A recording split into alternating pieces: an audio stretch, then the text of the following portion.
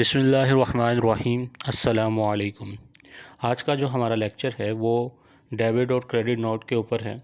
काफ़ी सारे लोगों को इस पे कन्फ्यूजन होती है कि जब हमारा कोई गुड्स रिटर्न होता है तो हम क्या इशू करेंगे, डेबिट नोट इशू करेंगे या क्रेडिट नोट इशू करेंगे। आज के टॉपिक में हम इसका जो कन्फ्यूजन को दूर करने की कोशिश करूँगा मैं इंशाअल्लाह। तो चलिए टॉपिक स्टार्ट करते हैं। सबसे पहले एग्जांपल ले लेते हैं कि ABC प्राइवेट लिमिटेड ने एक अपनी सेल की थी नवंबर के महीने में। तो सबसे पहले जो ABC प्राइवेट लिमिटेड है उसने सेल की एंट्री क्या की होगी अपने पास कि आया कि वो सबसे पहले हम सेल की एंट्री को समझ लेते हैं, फिर उसके बाद हम डेबिट क्रेडिट को इजीली समझ जाएंगे। तो सबसे पहले हम यहाँ पे आके नाम लिख लेते हैं ABC प्राइवेट लिमिटेड। ठीक है, ये हमने इसका नाम लिख दिया प्राइवेट लिमिटेड। तो इसने एंट्री क्या की होगी, और ये sale for the month of है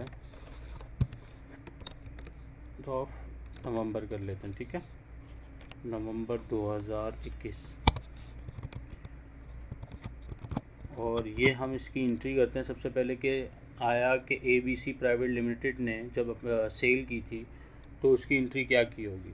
तो सबसे पहले उसने किया होगा कि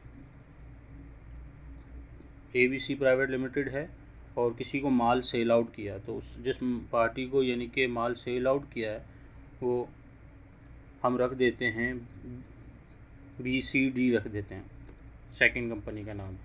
यानी कि उसने किया होगा यहाँ पे अकाउंट रिसीवेबल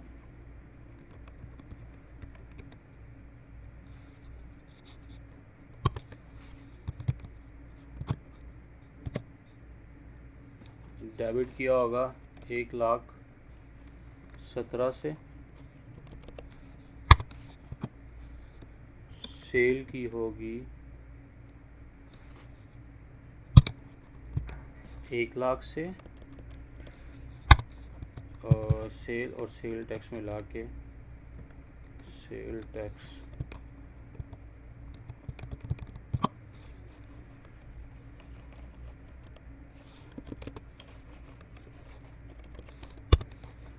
ये उन्होंने अपने पास एंट्री रिकॉर्ड की होगी अकाउंट रिसीवेबल्स के साथ, यानी कि उस पर जो लेजर में उनका ERP पे चल रहा होगा तो वो होगा BCD प्राइवेट लिमिटेड कर देते हैं इसको, प्राइवेट लिमिटेड। ठीक है,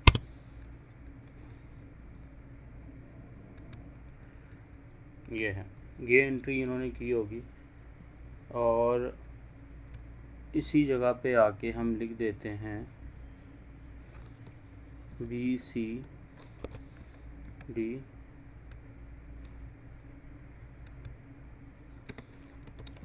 प्राइवेट लिमिटेड।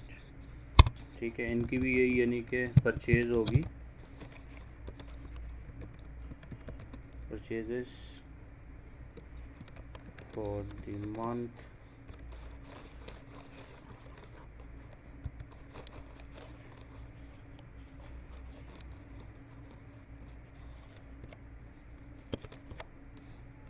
Of November. ये आ गई इसकी परचेज। तो इसने क्या एंट्री की होगी अपने पास, इसने की होगी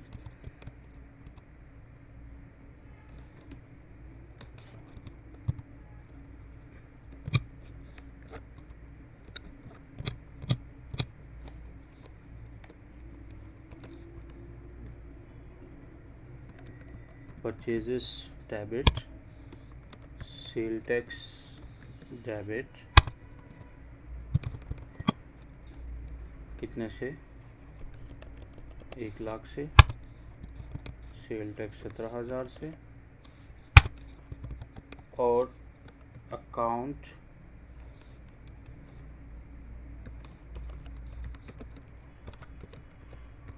पेबल लिख देते हैं ABC प्राइवेट लिमिटेड, और 1,17,000 से क्रेडिट। ठीक है, ये DR हो गया, ये CR हो गया यहाँ पे, इसी तरह यहाँ पे भी लिख देते हैं, ये DR हो गया और ये CR हो गया। देखिए, जब ABC ने सेल की तो उन्होंने अपनी एंट्री इस तरह रिकॉर्ड की, अकाउंट रिसीवेबल डेबिट 1,17,000 से, सेल क्रेडिट 1 लाख और सेल टैक्स क्रेडिट हुआ 17,000 से। ये पोर्शन चला गया अकाउंट रिसीवेबल्स में, यानी कि एसेट्स के अंदर। ये दोनों पोर्शन चले गए उसके अंदर अपना रेवेन्यू के अंदर, और ये रेवेन्यू से पार कोई 17,000 पेबल के अकाउंट के अंदर, यानी कि हाँ, पेबल के अकाउंट के अंदर 3 की सीरीज़ के अंदर, जहाँ सेल टैक्स का लेजर चल रहा होता है, आउटपुट इनपुट एडजस्ट हो रहा होता है, ये वहाँ पार्क हो गई।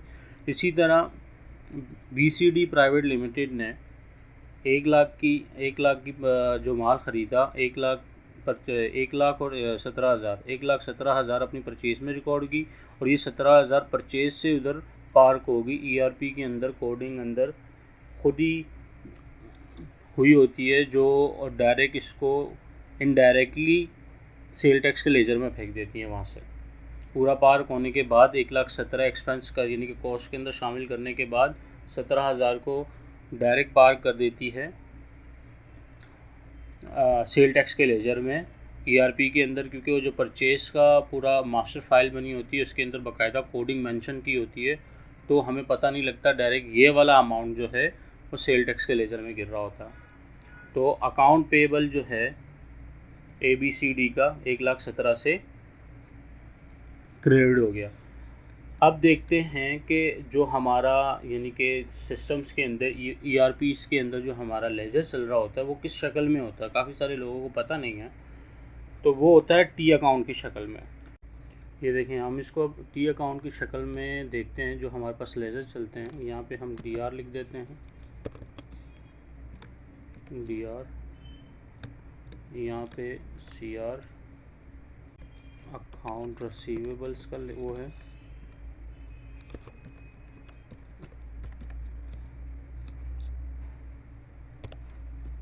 ABC,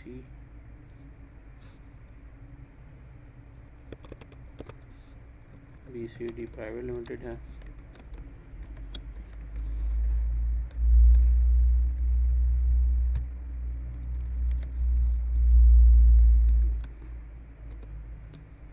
और ये है अकाउंट पेबल का, यानी कि ABC प्राइवेट लिमिटेड। यहाँ पे CR लिख देते हैं।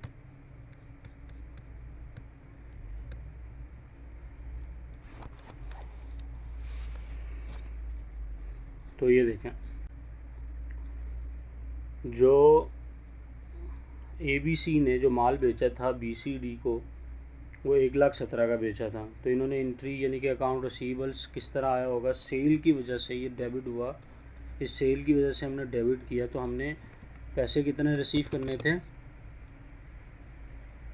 नवंबर में, सेल की वजह से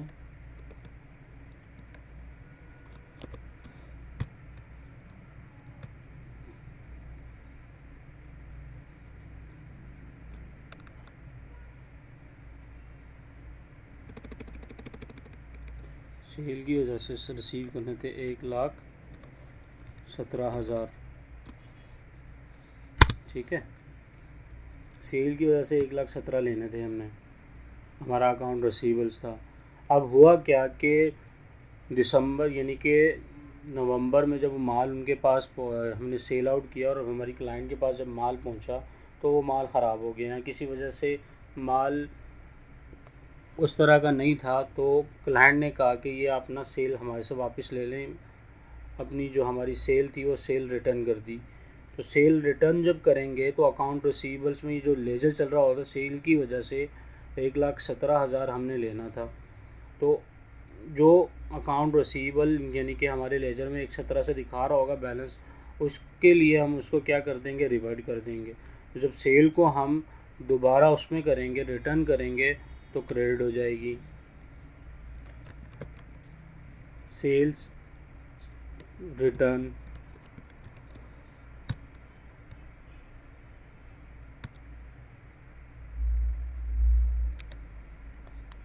$1,17,000 से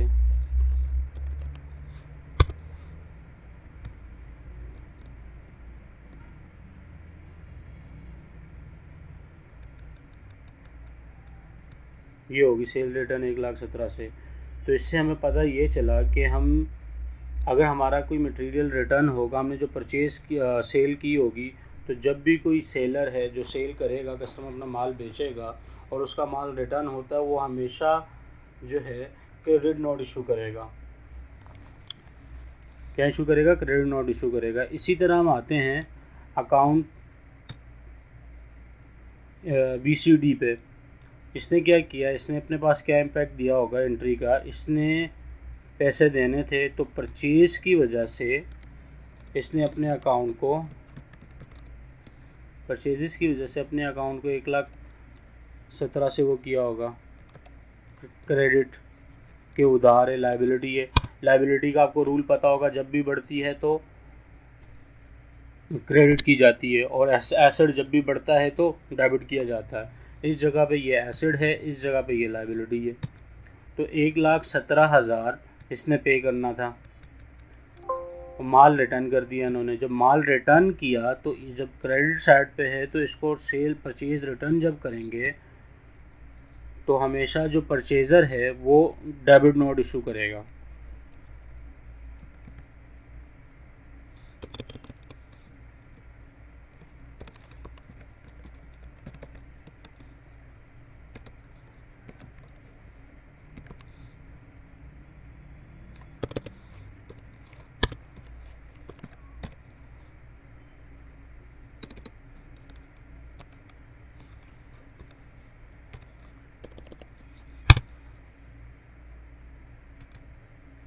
ये देखें, जस्ट सिंपल है।